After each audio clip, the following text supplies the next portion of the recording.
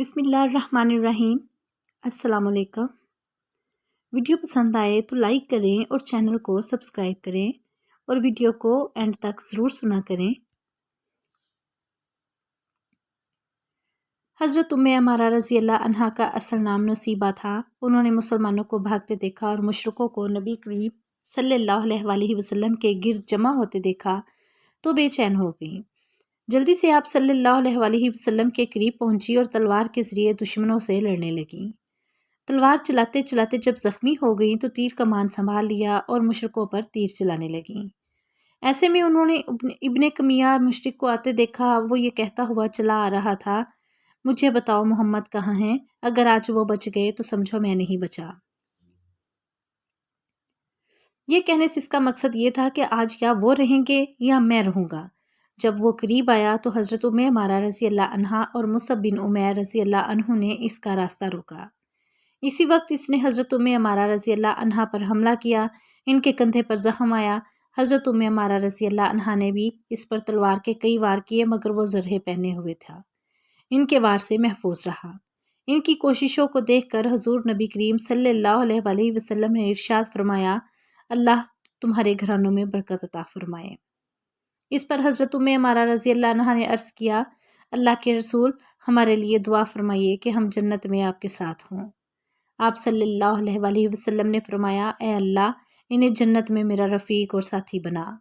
اس وقت حضرت عمارہ رضی اللہ عنہا نے کہا، اب مجھے اس کی پرواہ نہیں کہ میں دنیا میں مجھ پر کیا گزرتی ہے۔ نبی اکرم صلی اللہ علیہ وآلہ وسلم فرماتے ہیں، احد کے دن میں دائیں بائیں جدھر بھی دیکھتا تھا عمارہ کو دیکھتا تھا کہ میرے بچاؤ اور میری حفاظت کے لیے جان کی بازی لگا کر دشمنوں سے لڑ رہی ہیں۔ غزوہ احد میں حضرت عمارہ رضی اللہ عنہا کو 12 زخم آئے۔ ان میں نیزوں کے زخم بھی تھے اور تلواروں کے بھی۔ اس روز حضرت ابو دجانہ رضی اللہ عنہ نے بھی اپنے جسم کو نبی اکرم صلی اللہ علیہ وآلہ وسلم کے لیے ڈھال بنا لیا تھا۔ جو تیر آتا وہ اس کو اپنی کمر پر روکتے، یعنی انہوں نے اپنا منہ حضور اکرم صلی اللہ علیہ وآلہ وسلم کی طرف کر رکھا تھا۔ اس طرح وہ تمام تیر اپنی کمر پر لے رہے تھے تاکہ آپ صلی اللہ علیہ وآلہ وسلم محفوظ رہیں۔ اس طرح ان کی کمر میں بہت سے تیر پیوست ہو گئے۔ اسی طرح حضرت زیاد بن عمار رضی اللہ عنہ بھی آپ کی حفاظت میں مردانہ وار زخم کھا رہے تھے، یہاں تک کہ وہ زخموں سے چور ہو کر گر پڑے۔ آپ صلی اللہ علیہ وآلہ وسلم نے ارشاد فرمایا، انہیں میرے قریب لاؤ۔ ان کی خوش قسمتی دیکھے کہ انہیں آپ صلی اللہ علیہ وآلہ وسلم کے قریب لایا گیا۔ جب انہیں زمین پر لٹایا گیا تو انہوں نے اپنا منہ اور رخسار حضور صلی اللہ علیہ وآلہ وسلم کے قدموں پر رکھ دیے اور اسی حالت میں جان دے دی۔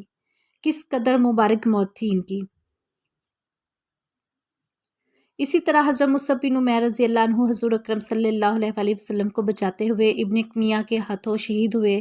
دراصل ابن کمیہ حضرت مصعب بن عمیر رضی اللہ عنہ کو حضور اکرم صلی اللہ علیہ وآلہ وسلم سمجھ رہا تھا، اس لیے کہ ان کی شکل حضور اکرم صلی اللہ علیہ وآلہ وسلم سے ملتی جلتی تھی۔ چنانچہ جب اس نے شہید کیا تو قریش کے سرداروں کو جا کر اطلاع دی کہ اس نے رسول اللہ صلی اللہ علیہ وآلہ وسلم کو شہید کر دیا ہے، حالانکہ اس نے حضرت مصعب بن عمیر رضی اللہ عنہ کو شہید کیا تھا۔ اسی دوران ابی بن خلف رسول اللہ صلی اللہ علیہ وآلہ وسلم کی طرف بڑھا۔ اس پر کئی صحابہ اس کے راستے میں آ گئے، لیکن حضور صلی اللہ علیہ وآلہ وسلم نے ارشاد فرمایا، اسے میری طرف آنے دو۔ پھر آپ صلی اللہ علیہ وآلہ وسلم یہ کہتے ہوئے اس کی طرف بڑھے، اے جھوٹے کہاں بھاگتا ہے؟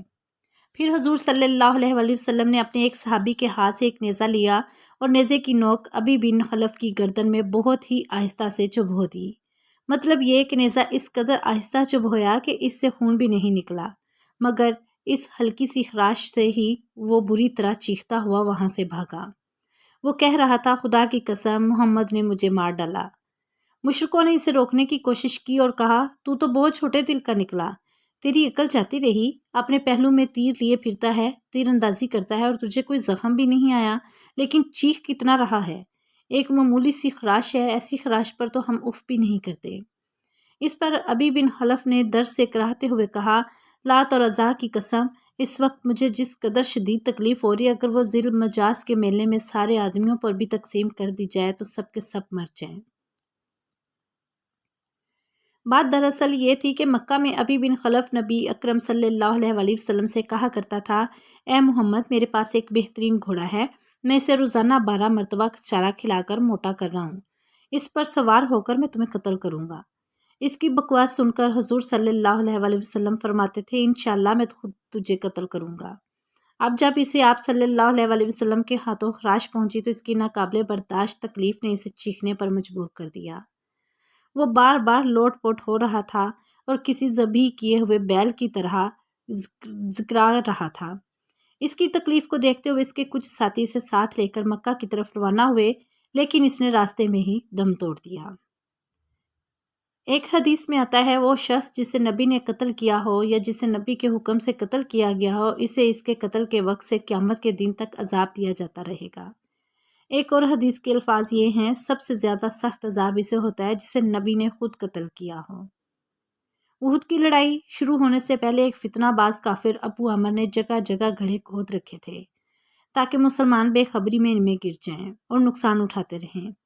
یہ شخص حضرت حنظلہ رضی اللہ عنہ کا باپ تھا، اور حضرت حنظلہ رضی اللہ عنہ وہ ہیں جنہیں فرشتوں نے غسل دیا تھا۔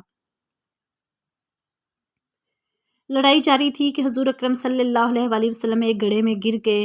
حضرت علی رضی اللہ عنہ نے آپ صلی اللہ علیہ وسلم کو گرتے دیکھا، انہوں نے آگے بڑھ کر فوراً آپ صلی اللہ علیہ وسلم کو دونوں ہاتھوں پر لے لیا۔